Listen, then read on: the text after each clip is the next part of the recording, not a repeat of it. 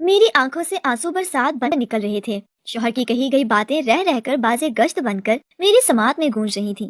مجھے تو یقین ہی نہیں آ رہا تھا کہ میرا شوہر جو میرا مجازی خدا بھی تھا اس نے ایسی بات کہہ ڈالی تھی۔ اس کی باتیں کم زہر زیادہ تھا۔ میرا نام تنزیلہ ہے، میں 2 بیٹوں کی ماں ہوں۔ میری شادی کو 6 سال ہو چکے تھے۔ اب میں تیسری بار حمل سے تھی۔ میرے شوہر کا تعلق ایک امیر کبیر گھرانے سے تھا۔ میرے ماں باپ زندہ نہیں تھے۔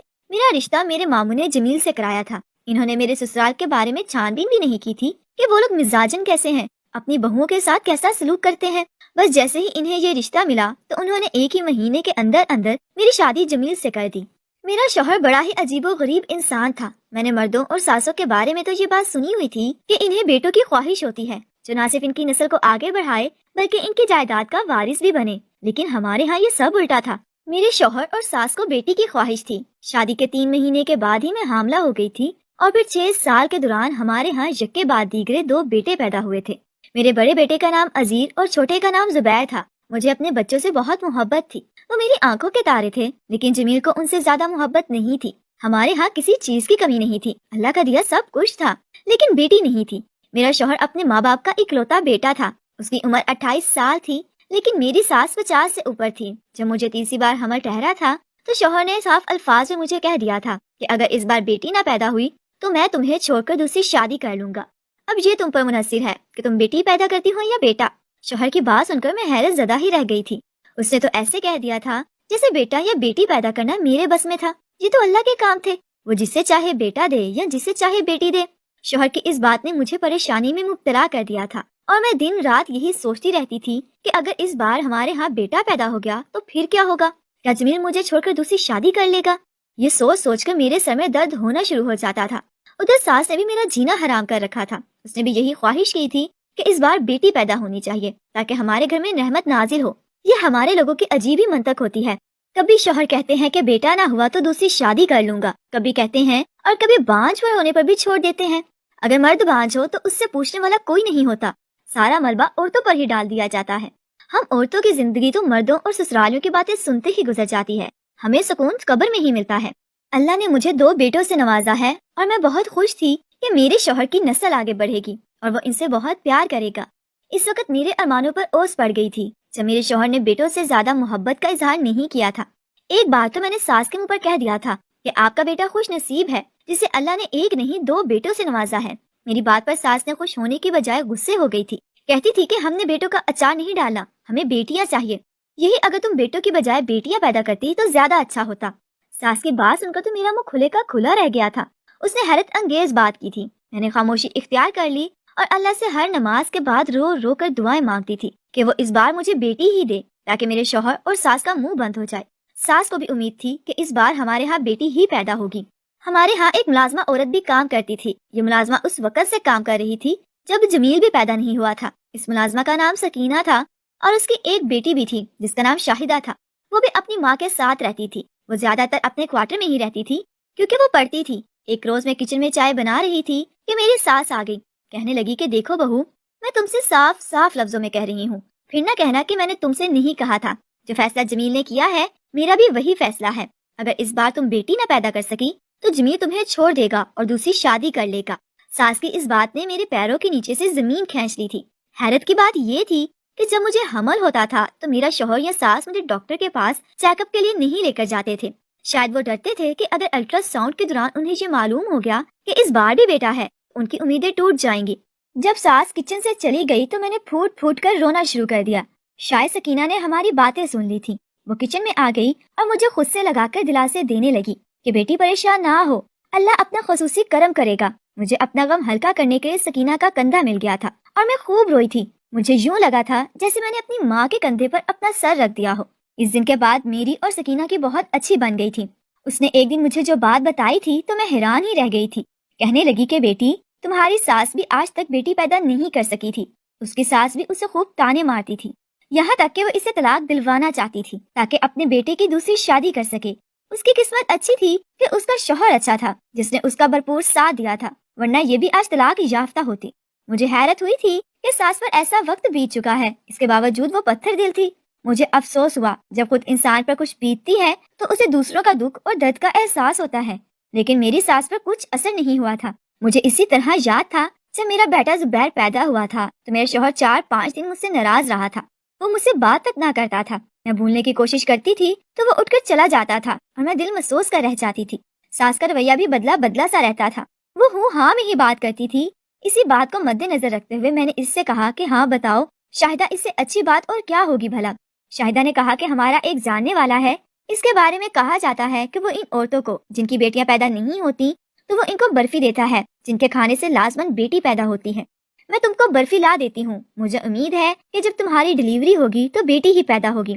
اس کی بات سن کر مجھے حیرت ہوئی اور ہنسی بھی آئی. میں نے کہا کہ یا شاہدہ، یہ تم کیسی بات کر رہی ہو؟ کیا بڑا برفی کھانے سے بھی بیٹی پیدا ہوتی ہے؟ شاہدہ نے میرا ہاتھ دباتے ہوئے کہا، بی بی یہ ترکیب آزمانے میں کیا حرج ہے؟ جیسا میں کہہ رہی ہوں تم ویسا ہی کرو. مجھے امید ہے کہ تمہارے ہاں بیٹی ہی پیدا ہوگی، خوش ہوگی. میں نے کہا کہ ٹھیک ہے شاہدہ، مجھے جلد سے جلد برفی لا دو. میری بیٹی پیدا ہوئی تو میں تمہیں ایک خوبصورت جوڑا دوں گی. شاہدہ بھی خوش ہو گئی، کہنے لگی کہ میں کل ہی تمہیں برفی لا دیتی ہوں. اس رات میں سکون کی نیند سوئی تھی. جمیل بھی مجھے پرسکون دیکھ کر حیران رہ گیا تھا، لیکن اس نے مجھ سے پوچھا نہیں تھا. اگلے دن شاہدہ گھر سے باہر چلی گئی. اس کی واپسی 2 گھنٹے کے بعد ہوئی تھی. اس نے مجھے برفی دکھائی اور کہنے لگی کہ میں یہ برفی لے آئی ہوں، میں اماں کو دے دیتی ہوں، وہ تمہیں ہر روز رات کے وقت دودھ کے ساتھ کھلا دیا کرے گی. تم دیکھنا اللہ اس بار تم پر اپنا کرم کرے گا اور تمہارے ہاں بیٹی پیدا ہوگی. میں نے تمہیں بتایا تھا نا کہ جس نے بھی برفی کھائی ہے اس کے ہاں بیٹی پیدا ہوئی ہے. مجھے شاہدہ کی بات ماننے میں ہی عافیت دکھائی دی. سوچا کہ ہو سکتا ہے شاہدہ کی بات درست ثابت ہو جائے اور اللہ مجھے ایک بیٹی سے نواز دے. اس سے میں نے شاہدہ کی بات کی لاج رکھ لی. اس نے برفی سکینہ یعنی اپنی ماں کو دے دی تھی اور اسے کہا تھا کہ وہ ہر روز رات کے وقت تھوڑی سی برفی توڑ کر بی بی کو دودھ کے ساتھ دے دے. یہ ضروری نہیں ہے کہ اس نے برفی دودھ کے ساتھ ہی کھانا ہے، وہ خالی برفی بھی کھا سکتی ہے، لیکن شرط یہ ہے کہ برفی کھانی رات کو سونے سے پہلے ہی ہے، ورنہ اس کا اثر ضائع ہو جائے گا. پھر اس رات سونے سے پہلے میں نے تھوڑی سی برفی دودھ کے ساتھ کھا لی. شاہدہ نے مجھے سختی سے تاکید کی تھی کہ اس بارے میں تم اپنے شوہر کو ہوا نہ لگنے دینا، ورنہ وہ تمہیں برفی نہیں کھانے دے گا اور اس طرح تمہاری بیٹی بھی پیدا نہیں ہوگی. میں نے شاہدہ کو تسلی دی تھی کہ تم فکر مت کرو، میں ایسا ہی کروں گی. رات کو سونے سے پہلے مجھے سکینہ ہی دودھ نیم گرم کے ساتھ دے گئی تھی. یہ اب کی بات نہیں تھی. جب سے میں اس گھر میں آئی تھی سکینہ ہی مجھے دودھ بنا کر دیتی تھی. کبھی کبھار میں خود کچن میں دودھ بنانے جاتی تھی تو سکینہ مجھے منع کر دیتی تھی. جیسا کہ شاہدہ نے کہا تھا کہ میں روزانہ تھوڑی سی برفی دودھ کے ساتھ کھا لیتی تھی. برفی کھانے سے منہ کا ذائقہ بھی میٹھا ہو جاتا تھا. مجھے خوشی اس بات کی تھی کہ اس بار میرے ہاں بیٹی پیدا ہوگی. اس کے بعد ساس اور شوہر دوبارہ میری بیٹی پیدا نہ کرنے کا تانا نہیں دیں گے.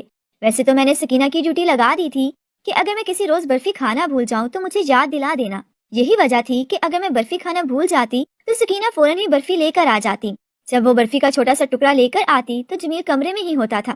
وہ جمیل سے چھپا کر مجھے برفی دیتی تھی اور میں فوراً ہی اسے منہ میں ڈال لیتی تھی. اس کے بعد میں دودھ پی لیتی تھی. اس طرح جمیل کو پتہ ہی نہیں چلتا تھا. شاہدہ کی باتوں سے مجھے کافی ڈھارس ملی تھی. دن گزرتے رہے اور مجھے حاملہ ہوئے 6 مہینے ہو چکے تھے. اس لیے اس نے کمرے میں آ کر مجھ سے پوچھا تھا کہ کیا فریج میں تمہارے لیے برفی پڑی ہے. میرا دل زور سے دھڑکا تھا. ساتھ ہی مجھے سکینہ پر غصہ بھی آیا تھا کہ اس نے فریج میں برفی چھپا کر کیوں نہیں رکھی تھی. میں جھوٹ تو نہیں بولنا چاہتی تھی، لیکن مجھے اس وقت جھوٹ بولنا ہی پڑا. میں نے کہا کہ نہیں، شاید وہ برفی سکینہ کی ہے، کیونکہ میں نے کل اس کے پاس برفی دیکھی تھی. شاید اس نے تھوڑی سی برفی کھائی تھی اور باقی رکھ دی ہوگی. میں میٹھے کی شوقین تھی، لیکن جمیل برفی کا شوقین تھا. اس نے سکینہ کو آواز دے کر بلایا اور کہا کہ سکینہ، میں نے فریج میں برفی دیکھی ہے، اگر تمہیں برا نہ لگے تو تھوڑی سی برفی مجھے بھی کھلا دو.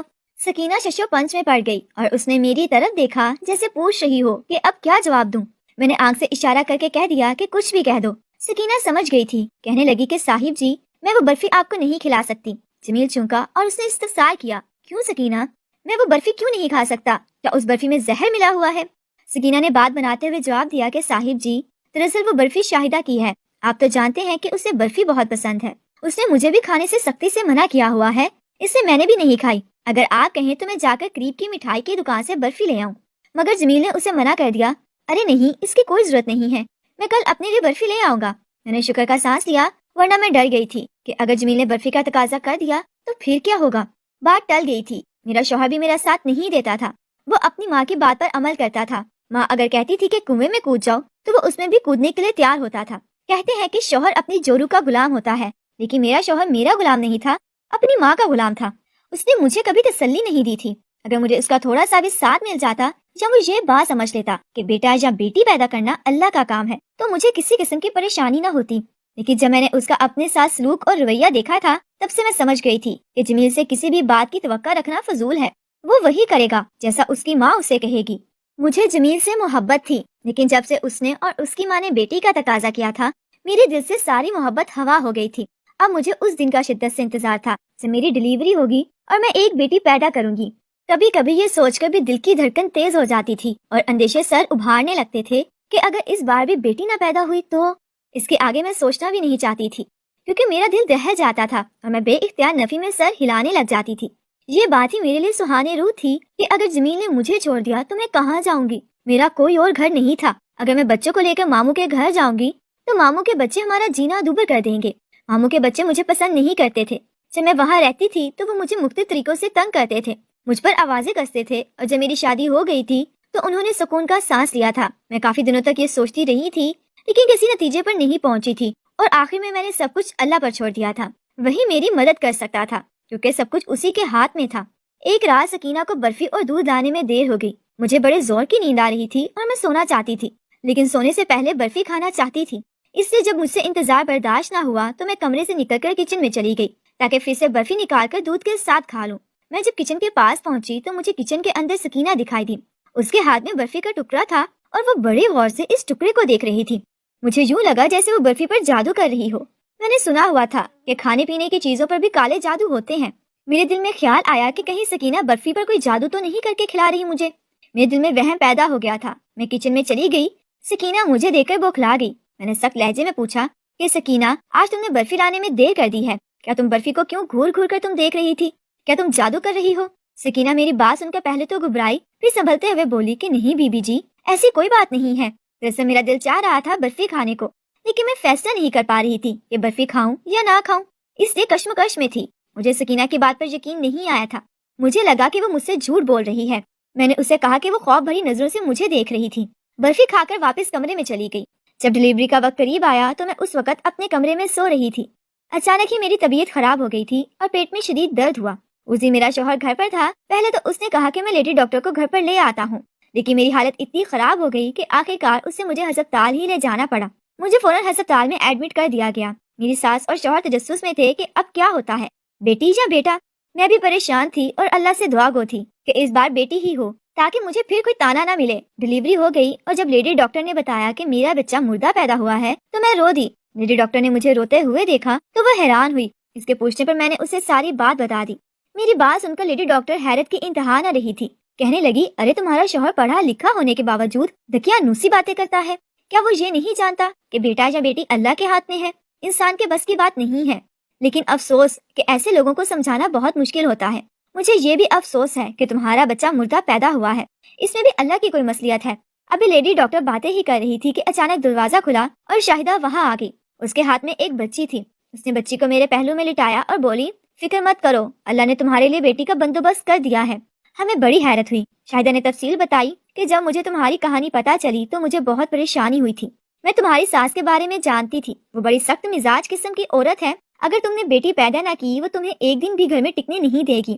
مجھ سے تمہاری بھی یہ حالت نہیں دیکھی جا رہی تھی، اس لیے میں نے تمہاری تسلی کے لیے برفی کا چکر چلایا کہ شاید تمہارا دل بہل جائے اور تم مطمئن ہو جاؤ۔ میں بھی پریشان تھی اور اللہ سے رو رو کر دعائیں کرتی تھی کہ وہ تمہیں ایک بیٹی سے نواز دے تاکہ تمہارا گھر بچ جائے۔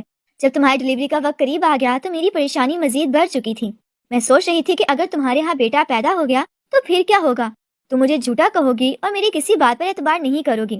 جب مجھے لیڈی ڈاکٹر نے بتایا کہ تمہارے ہاں مردہ بیٹا پیدا ہوا ہے تو مجھے کچھ ڈھارس ملی۔ اس طرح تمہارا شوہر بھی تمہیں تانا نہیں دے سکے گا۔ میں تمہارے پاس آ رہی تھی کہ مجھے ایک گلی میں کوڑے دان سے ایک بچی مل گئی جسے وہاں کوئی پھینک گیا تھا۔ بچی کو دیکھ کر لگا کہ یہ ابھی تھوڑی دیر پہلے ہی پیدا ہوئی ہے۔ اللہ نے تمہارے لیے بچی کا بندوبست کر دیا تھا، اس لیے میں اسے لے کر فوراً ہسپتال آئی اور بچی کو چھپا کر یہاں لے آئی۔ اب یہ بچی تمہاری ہے اور تم دیکھنا تمہاری ساس اور شوہر اس بچی کو پا کر خوش ہو جائیں گے۔ میں نے پہلو میں لیٹی بچی کی طرف دیکھا اور خدا کا شکر ادا کیا کہ اس نے میرا گھر ٹوٹنے سے بچا لیا تھا۔ میں نے شاہدہ کا شکر ادا کیا اور اس نے میری مدد کی تھی۔ جب میری ساس اور جمیل کو پتا چلا کہ میں نے بچی پیدا کی ہے تو وہ بھی بہت خوش ہوئے۔ وہ مجھے گھر لے گئے اور مجھ پر وارے نیارے ہو گئے۔ ہم سب مل کر اس بچی کو پالنے لگے۔ وہ بچی میری نہیں تھی، ہمارا خون نہیں تھی، لیکن میں نے اسے کبھی اس بات کا احساس نہیں ہونے دیا تھا۔ میں نے اسے ایک ماں کا سچا پیار دیا تھا اور آج وہ بچی جوان ہو کر 18 سال کی ہو گئی ہے۔ جمیل نے اس کا نام عروہ رکھا تھا۔ میرے بیٹوں عزیر اور زبیر نے اس کی جان بستی تھی۔ وہ دونوں اس کا بے حد خیال رکھتے تھے۔ میں اللہ کا جتنا بھی شکر ادا کروں کم ہے، اس نے میرا گھر ٹوٹنے سے بچا لیا تھا۔